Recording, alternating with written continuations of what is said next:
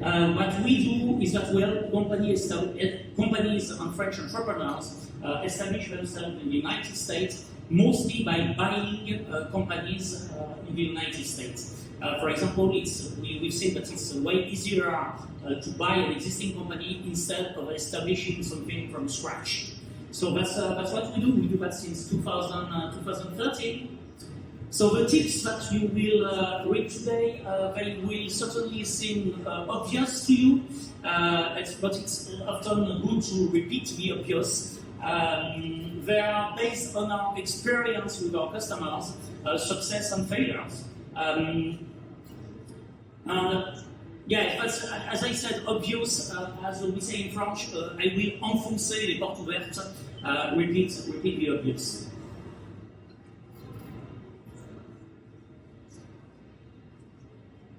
So the first slide,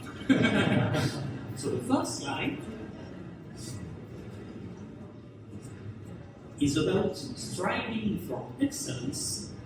What I would like to say is that there's a difference. In France, modesty is a quality. You have to be modest, you have to be humble. But when you come to the United States, you have to be convinced, definitely, that you are the best, that your product is the best. Because if you are not convinced, how will you convince others that your product is the best? So you definitely need to adopt a confident mindset. And then I would like to say that most French, for example, French craftsmen, we have worked with several kinds of craftsmen, from woodworking people, from some bakers, some restaurant owners.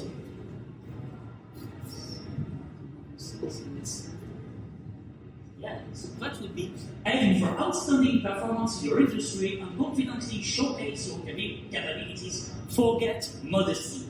Don't be modest. And for example, recently we worked with a French baker and actually a French pastry chef. In France, he's a compagnon du devoir. I don't know if you know what compagnon du devoir is, but I usually say to him that he has a PhD in croissant making. He's definitely one of the best bakers I've ever met. And this guy, I really told him, and he's really a shy and modest guy. And I told him, you have to sell yourself. You don't have to be modest. You're definitely the best. So that would be my first thing. The second thing is definitely assemble a reliable team of professionals, including business and immigration attorneys, accountants, and other relevant experts. So, definitely involve these people from the beginning. As I said, immigration lawyers, business lawyers, and CPA at least. There are several differences between France and the United States, and I will talk a lot about that later. But for example, if you sign a commercial lease in the United States, thinking that it works the same way as bail commercial in France, that is also known as trois-neuf, definitely you're wrong. It doesn't work the same way, and if you sign it thinking about that, it might definitely lead you into trouble. The other thing is implement a flexible management approach, adjusting your communication style to suit individual team members and avoiding bluntness. Communication in France and communication in the United States is definitely different. So you've all heard about the sandwich technique, the sandwich communication technique. Some people would say that it doesn't exist anymore. I don't really agree with that. Sandwich technique means saying something nice at the beginning, announcing the bad news in the middle, and finishing on a good note, on a better note. Well, in France, we are way more direct. We are, I would say, brutally honest.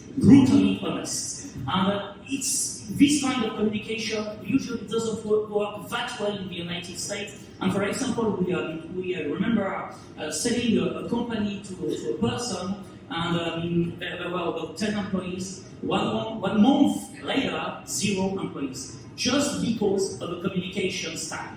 So that's definitely something that you want think about. Tip number 4, acquire a thorough understanding of the legal and contractual aspects of the US market. So in France, law is everywhere. Business is highly regulated by the law.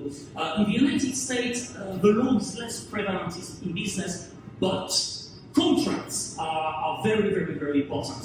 And you definitely need to read your contract, you need to understand your, they're long, sometimes they are very, very long. But you need to read your contract, you need to understand your contract, and if you don't, you need to have someone to explain you this contract. Actually, need glasses.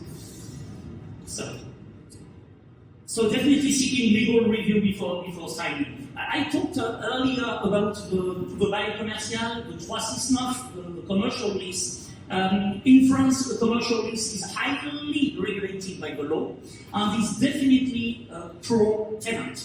It's in favor of the tenant. In the United States, clearly, it's in favor of the landlord, and you can put anything you want. You can put some very strange clauses and sometimes some very one-sided clauses. So you definitely need to understand where the law is involved and where the contract is involved. So read the damn contract. Comply with all regulation, fulfill your tax obligation, and refrain from using ignorance as an excuse. You can say, I didn't know. Compliance with law is not an option. You need to comply with the law. And for example, tax. When you keep a company, if you keep a company in France, if you move to the United States, you establish a company in the United States, but you keep a company in France, you will have to file some returns called, for example, the FBAR, for example, report, or the form 5471 if you keep a company in France. If you don't, actually you won't pay tax because of that, because there's a tax treaty between France and the United States, and they to avoid double taxation. So it won't generate more tax. But if you don't, the penalties will be almost confiscatory. So you definitely want to do that because troubles are huge if you don't file this report. But that's also there's a lot of consequences for non-compliance. That's also the case for licenses. A lot of activities are regulated by boards and licenses. Again, you can't have an activity that requires a license if you don't have a license. It seems obvious. And also, you need to read carefully what the license authorizes or not in your area of expertise. Tip number 6, adapt your product to accommodate the preference of American customer rather than expecting them to conform to your offering. So it might be the most obvious tip. You need to adapt your product or service to the American market. There's a saying, when in Rome, do as Romans do. I will say, when in the United States, do as the Americans do. So most, of course, you will hear everywhere that you need to do a market research or a market study. Of course, you want to gather data to support what you find in this business research.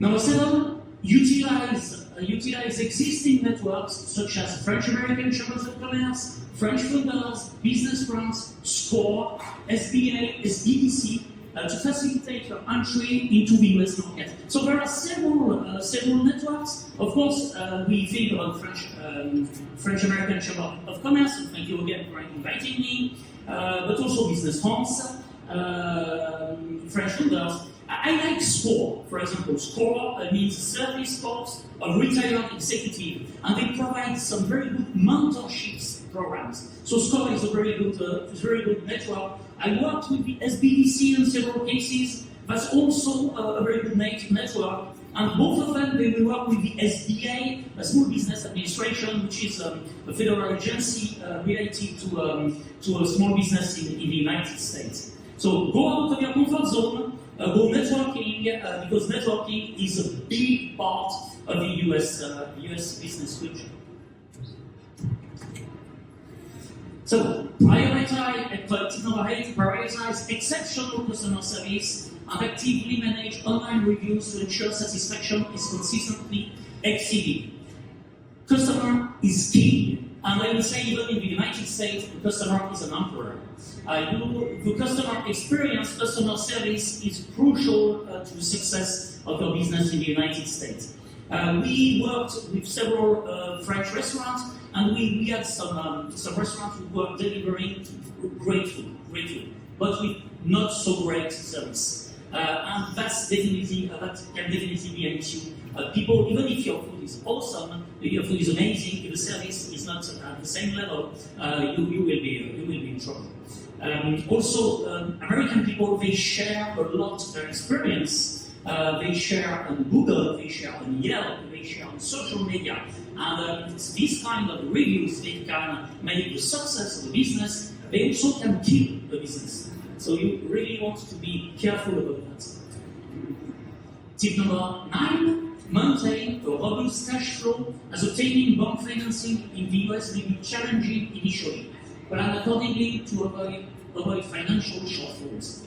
There are two parts in that. The first thing, cash is king, so you want to do some forecasts that are conservative. And for example, when build-out is involved, if you are in retail, there are build-outs involved. We have often seen that the initial budget has been exceeded by more than 50% at the end. The other thing is that, right, again, for build-out, the meeting and all these things take time. And recently we had a case where there were more than 1 year of delay. The starting of the business was delayed for more than one year. During this year, the company had to pay rent. So definitely you want to think about that. And the other thing is that most of the company, when French company will come to the United States, they won't be, of course, American citizens or even permanent residents immediately. They will come with a visa. Most of them will be E2 visa, it can be an L1 visa, it can be other visas. But E2 visa, for example, try to obtain a business loan with an E2 visa, and you will see that it's difficult. Quite impossible. So you definitely need to have cash reserve, ample cash reserve. Then, strategically approach the US market considering regional cultural nuances and varying state laws as you expand your operation. Yeah, we refer, of course, to the United States as united, but in different ways they are not that united. That's really 50 states with often 50 culture, 50 different laws. So you need to address the American market as multiple markets instead of one country. For example, we worked with a franchise that is well established in France. We have more than 150 franchises in France. They are arriving in the United States. They started by Florida, which is an easy state for franchise because the franchise law in Florida is light. The second state they started in was California, and California is certainly the worst state when it comes for business laws and franchise law. Franchise law in California are completely different than franchise law in Florida. So your customers as well, customers from Manhattan, customers from Palm Beach, or customers of St. Louis, Missouri are not the same. So you definitely want to consider the United States as different markets. Number 11, act promptly to secure a competitive advantage as the market is highly competitive. Obtain legal protection for your products to safeguard against imitation. So, you want to go fast. You want to go fast because the American market is very fast, and you want to take market share as soon as possible. Speed is important. You want to protect your product with trademarks or patents. That could be USPTO, because you will eventually be copied. So you want to move very, very fast.